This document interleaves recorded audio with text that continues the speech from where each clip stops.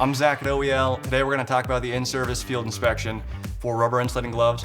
This is something that will commonly be found in your electrical safety program in order to meet OSHA regulations.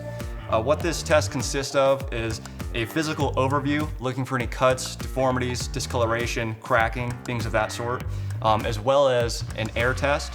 This air test can be done in the field without any equipment. What that looks like is we're going to grab the glove at the end of the cuff. We're going to grab both the beads, pinch them together, creating enough pressure so that there's no air escaping. We're going to roll it up about halfway and bring it up, listening for any air seepage. This is also a good time, if we don't hear any air seepage, to start the physical overview, looking for any of that cracking between the fingers, any show through of the two-tone color if you have a two-tone glove.